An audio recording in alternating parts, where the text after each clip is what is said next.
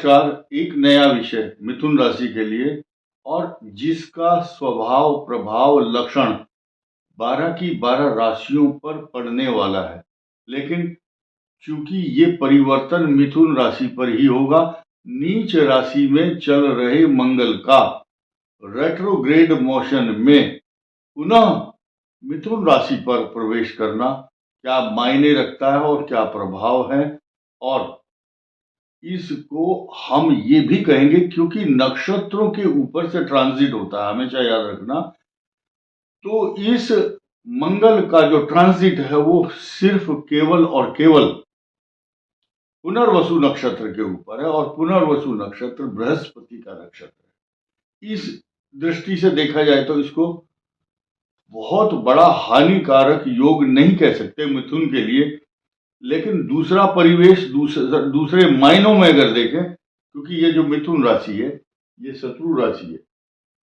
किसकी? गुरु की भी शत्रु राशि है और मंगल की भी शत्रु राशि है। इस पर कोई भी शुभ ग्रह इस समय दृष्टि नहीं डाल रहा है। सिर्फ 30 डिग्री काफी निकट बृहस्पति अवश्य है, वो भी शत्रु राशि में है। अब शत्रु राशियों पर चर्चा की जाए।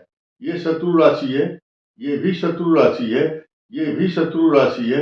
इस समय जो ग्रहों का परिभ्रमण और संचरण है शत्रु राशियों पर है, ध्यान देना इस बात पर। अब मिथुन राशि की बात हम कर रहे हैं तो पहले निगेटिव चीजों पर जाएंगे, सिर्फ नकारात्मक। आपको प्रिकॉशन क्या लेना चाहिए, क्या सावधानी है, कौन सी पूजा, कौन से आराध्य देवता या आपके क्या करें और क्या ना करें शब्द को हम पहले ले लेते हैं। मिथुन पर 21 तारीख का ट्रांजिट हो रहा है नेक्स्ट वीक। ये ट्रांजिट मिथुन राशि पर ऐसे समय पर हुआ है, कोई नई घटना इसलिए नहीं है क्योंकि पहले भी यहां कुछ दिनों पहले ये मंगल यही था।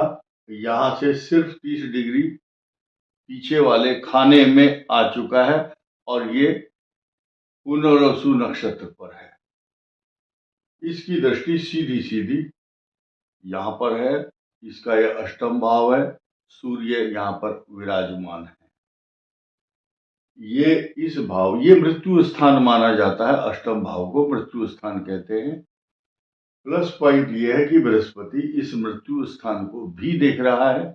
ये बृहस्पति के लिए नीच दृष्टि है या नीच राशि कही जाती है। गुरु की नीच दृष्टि, मंगल की उच्च दृष्टि, और रवि जो है यहाँ शत्रु राशि में, क्योंकि शनि इसका शत्रु है। अब आपको वाहन चलाना ठीक से, जल्दबाजी नहीं करनी, झगड़ा नहीं करना। ENT, ear nose and throat, गला कान नाक आदि की समस्या, एलर्जी, आंखों में समस्या, मैरिज लाइफ में उत्पन्न डिस्प्यूट अचानक उत्पन्न ना हो जाए, ऐसी परिस्थिति ना आने दें। इस संसार में सबसे बड़ा योद्धा वह है जो किसी भी युद्ध को जीत लेता है, लेकिन उससे भी बड़ा योद्धा वह होता है जो युद्ध होने ही नहीं देता। हम आपको जो बता रहे हैं, ये केतु का जो ट्रांजिट है, मंगल की यहाँ पर दृष्टि है।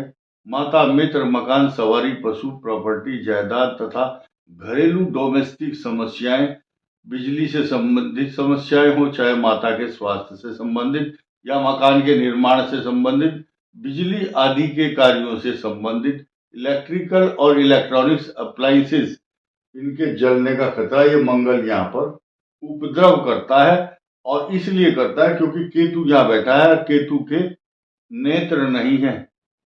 केतु का जो धड़ है, नीचे का हिस्सा, दो हिस्से हो गए कट करके, शीश कट गया केतु और राहु का, मुख इधर आ गया है और केतु यहाँ। लेकिन ये मार्गदर्शक और मार्ग प्रदर्शक हो सकता है यहाँ पर, लेकिन केतु ब्लाइंड है, मंगल की दृष्टि है। यहाँ पर बृहस्पति के शुभत्व का कारक ये बनेगा, परंतु शत्रु, ये शत्रु राशि भी है गुरु की। फिर भी आप अपने सुख का, अपने परिवार का, अपने सुख संसाधनों का, घरेलू कोई डोमेस्टिक कलेश, अशांति, तनाव ना हो, इस बात का ध्यान 2 अप्रैल तक रखना है। हमारा कोई उद्देश्य आपको गुमराह करना या भ्रामक तथ्यों को फैलाना नहीं है, सिर्फ आपको सचेत करने की दृष्टि से ये बात बताई जा रही है। अब ये तो हुई नकारात्मक बातें, और बचाव कैसे कर सकते हैं। हनुमान चालीसा का पाठ करना, या आप सिख हैं, जिस रिलीजन के भी हैं, जैन हैं, नमोकार मंत्र है। हर धर्म का, हर एक संप्रदाय का एक मंत्र होता है, उसमें उसकी आस्था होती है। मंत्रे तीर्थे द्विजे देवज्ञे भैषजे गुरु, यादृशी भावना तस्य सिद्धिर्भवति तादृशी। यानी कि जिस धर्म, जिस मंत्र, जिस पूजा में आपकी श्रद्धा और आस्था बैठ गई एक बार, मंत्र में, तीर्थ में, द्विज ब्राह्मण में, ज्योतिषी में, द्विजे देवज्ञ मतलब ज्योतिषी, भैषजे वैद्य, आपकी अगर विश्वास है कि फला डॉक्टर, फला चिकित्सक छोटी सी पुड़िया देगा, मैं ठीक हो जाऊंगा, तो साइकोलॉजिकली आपको उससे लाभ होगा। भैषजे गुरु, और गुरु, इनमें जैसी आप श्रद्धा रखोगे, जिस मंत्र को जपोगे, जिस भाव से जपोगे, जिस देवता की पूजा करोगे, उसकी सच्चे मन से करने से आपको जरूर 100% लाभ होगा। सबके अपने अपने इष्ट देवता हैं, सबके अपने अपने भगवान हैं, सबके अपने अपने गुरु और मार्ग प्रदर्शक हैं। उनके प्रति अपनी आस्था रखेंगे तो वो आपको अवश्य ही कष्टों से मुक्ति दिलाएंगे। हम एक साधारण भाषा में बताते हैं, मिथुन के लिए गणेश जी की उपासना, हनुमान जी की उपासना करें। अब ये तो हुई बचाव और ग्रहों के स्वभाव, प्रभाव, लक्षण आदि। अब हम सकारात्मक बात की तरफ बढ़ते हैं। यहां पर बैठे हुए आपके शनि जो भाग्य स्थान में है, आपको समस्त संसार की बुराइयों से बचाने के का प्रयास कर रहे हैं। इन ग्रहों का काम है कष्ट देना, इनका काम है बचाना। कौन ताकतवर है, किसकी शक्ति ज्यादा है, ये निर्भर करता है आपकी कुंडली के अंदर बैठे हुए और अन्य ग्रह भी कितने पावरफुल है, या कितनी डिग्री है उनकी, या कितने सक्षम है वो ग्रह लड़ने के लिए, और अब दशा कौन सी चल रही है।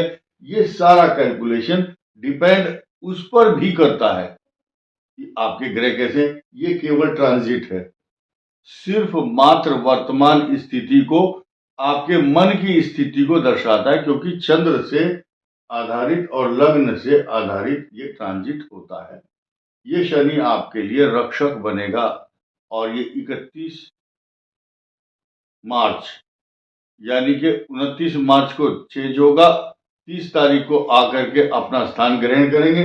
31 तारीख से मार्च से इनका इम्प्लीमेंटेशन आपके 10वें भाव में होगा। पहले से ही राहु है यहाँ पर, ये पिशाच योग बनाएगा मिथुन लग्न, मिथुन राशि के लिए। पिशाच योग यहाँ 10वें भाव में बनना एक एक्स्ट्रा ऑर्डिनरी अच्छा सूचक है, जॉब के लिए, नौकरी, व्यापार, प्रतिष्ठा के लिए, तथा ये क्रिएटिविटी पैदा करता है। संसार में बताया गया राहु जिसके 10 में दुनिया होती है, उसके बस में बहुत बड़े बड़े काम करते हैं। महाराणा प्रताप हो, चाहे सुभाष चंद्र बोस हो, परमहंस रामकृष्ण परमहंस हो, डॉक्टर राजेंद्र प्रसाद राष्ट्रपति हो, ये उन सब बड़ी बड़ी जो प्रतिभाएं हैं, उनका राहु 10वें स्थान में रहा है। आप ये समझिए, ये पिशाच योग बनाएगा आपके लिए, नए नए द्वार खोलने वाला है सफलता के। अब हम विशेष बात इस बात की कर लेते हैं कि ये जो मंगल है 2 अप्रैल तक ये आपको कष्ट जो देगा, आपको इससे बचाव के रास्ते ढूंढने हैं। Prevention is better than cure. फिर दोबारा मंगल फिर यहीं पर आ जाएंगे, और पुष्य नक्षत्र में भी प्रवेश करेंगे, पुनर्वसु के चतुर्थ चरण में भी आएंगे। तो ये स्थिति फिर दोबारा क्या गुल खिलाएगी, इसकी चर्चा उसी समय होगी। फिलहाल इस वीडियो में इतना ही। धन्यवाद, नमस्कार।